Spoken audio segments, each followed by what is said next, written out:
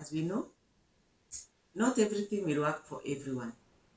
Every single woman has what helps them or what supported them to breastfeed effectively and to have enough milk supply. There are determinants of milk supply, including mental health status, demand, and of course, how hydrated we are. We have Mary, my friend. She's here with us, our midwife. And yeah, Mary, say hi. Hi, good morning. Good morning, afternoon, evening, depending on where you are. Hi, good morning, good evening, good afternoon, depending on where you are. Mary, your nurse midwife. And today we are going to talk about nutrition as we continue with the breastfeeding week. We continue on learning and relearning what we know and what we need to know. Add your inputs so that we can make it good. Thank you.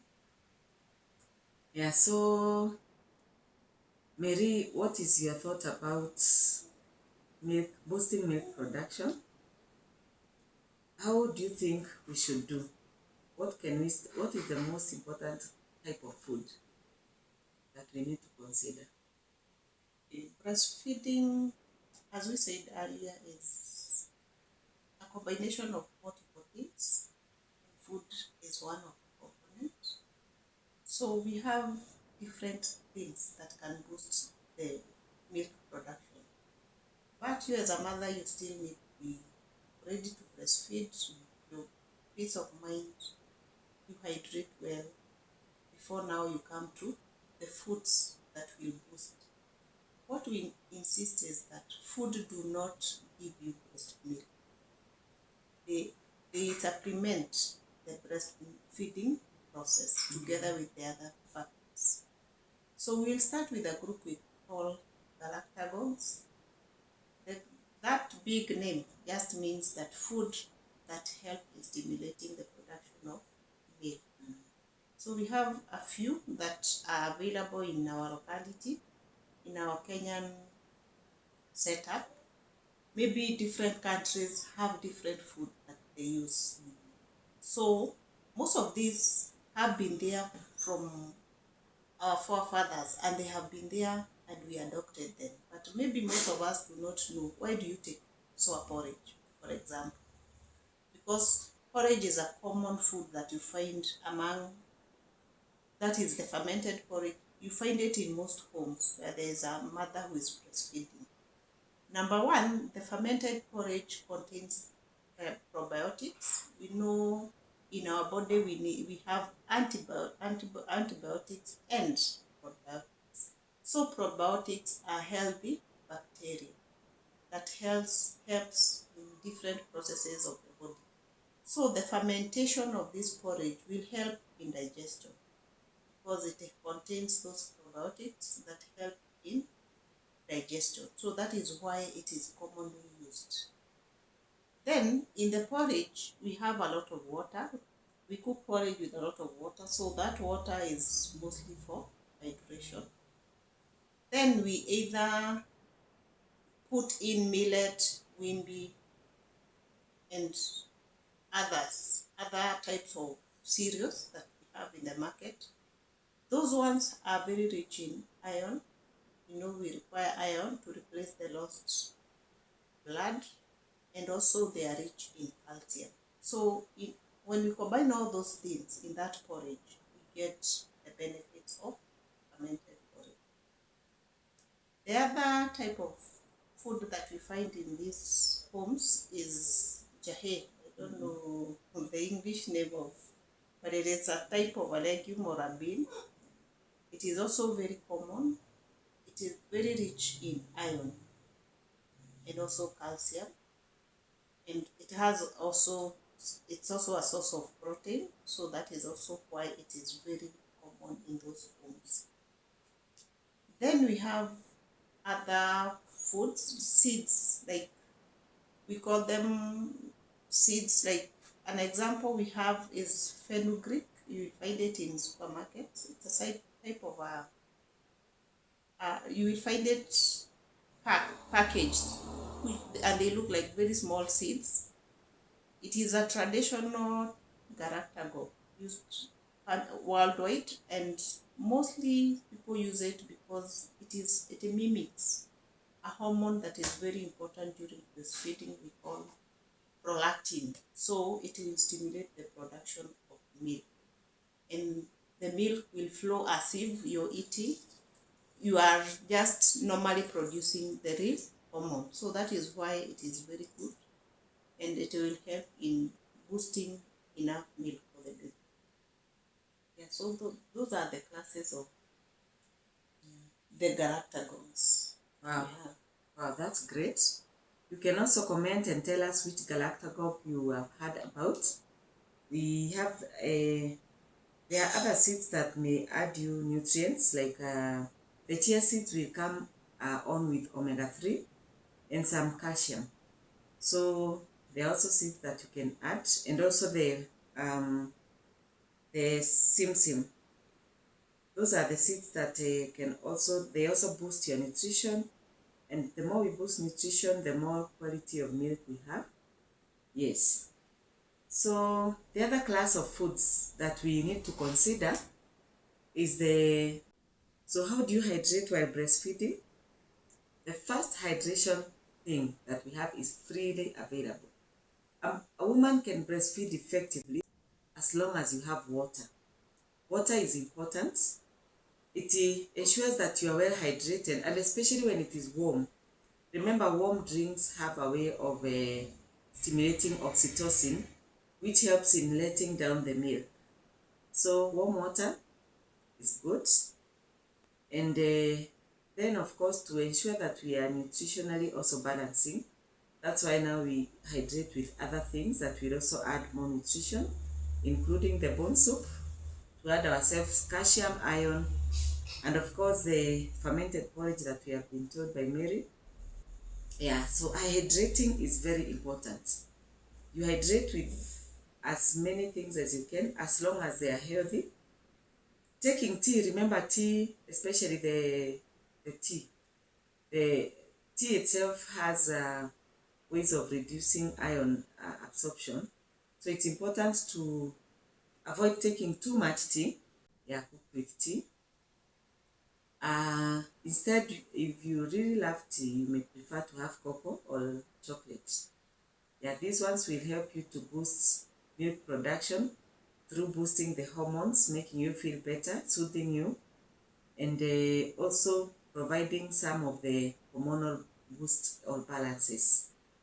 Yeah, so the cocoa, and also there are some who will take Ovaltine. These ones are meant to soothe you and to bring some hormonal effects. When you feel soothed, remember the good hormones come in, and also in one way or the other may help to boost your iron and milk production at large. So the other types of food, sasa lazima we balance. There are other things that you require while breastfeeding. You need calcium. Maybe where can we get calcium? The calcium is found mostly in green leafy vegetables.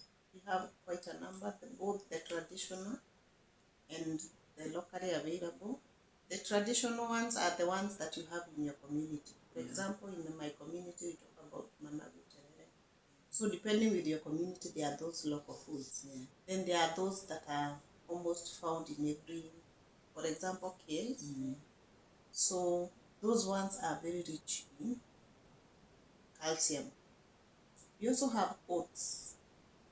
Oats is commercially sold in supermarkets. It has calcium, and you can also get it from that. We also have bone soup, and what we tell people to do is to continue on boiling those bones for some time. You don't boil once and throw it away, because the first time you boil, mostly what you get is fat. But the more you continue on boiling, because we know calcium is stored in bones, you will get that part of bone, and it also helps you with collagen, and we know we need collagen to repair our bodies.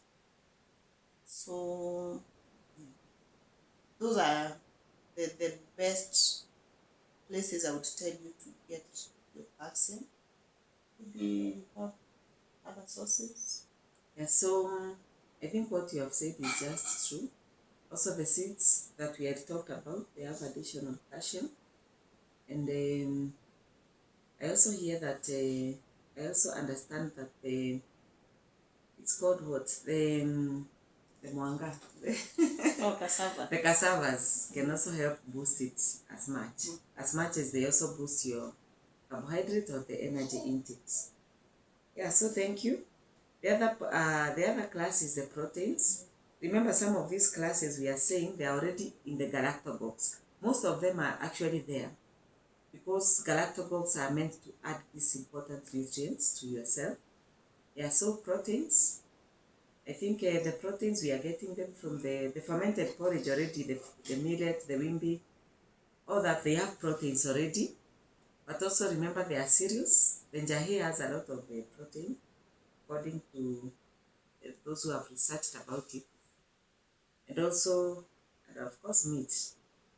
Nyama, not bad. So meat also will add you protein. And yeah, omena. You take fish, omenas, they are very nice. Actually, they are among the best that you can take. Yeah, so any other sources? Yeah, eggs. Yeah, eggs. Yeah. Of the plant proteins. I think you can take an egg.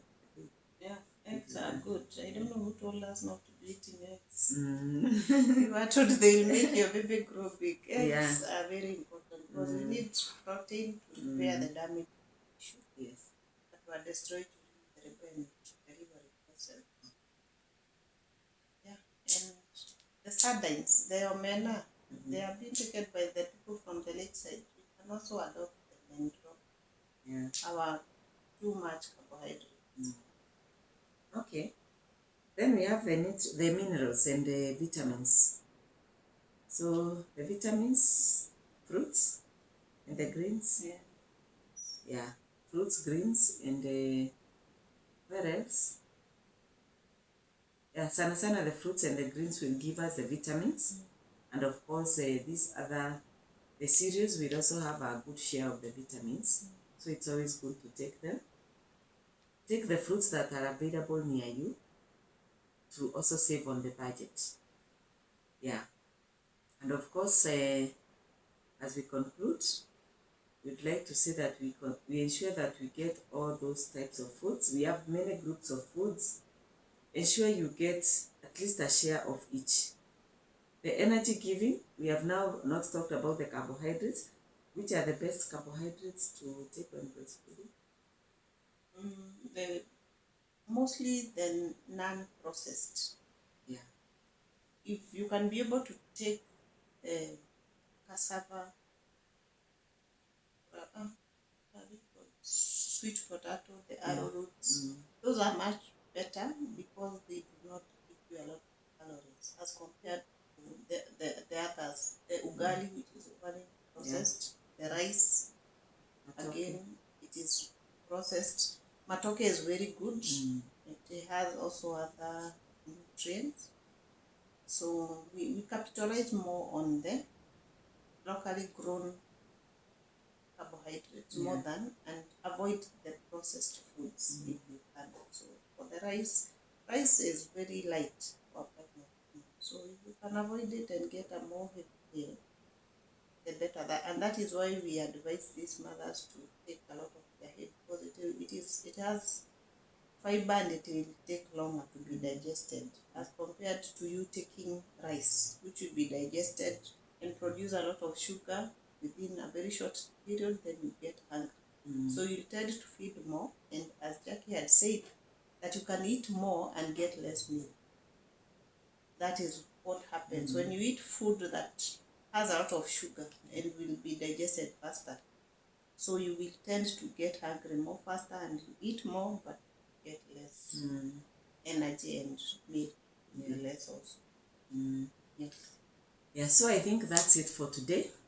Remember to hydrate more and also cook them well so that they don't give you gas. Like jahe, There's a way they are soaked. I know you know that. If you don't know, it is known in your community. It's good to soak them and ensure they are well prepared so that you don't get gassy. Yes, so we wish you well in your breastfeeding journey and keep following us, and see you in our next episode. Bye. Bye bye. Bye Continue bye. breastfeeding for 2 years. Yes.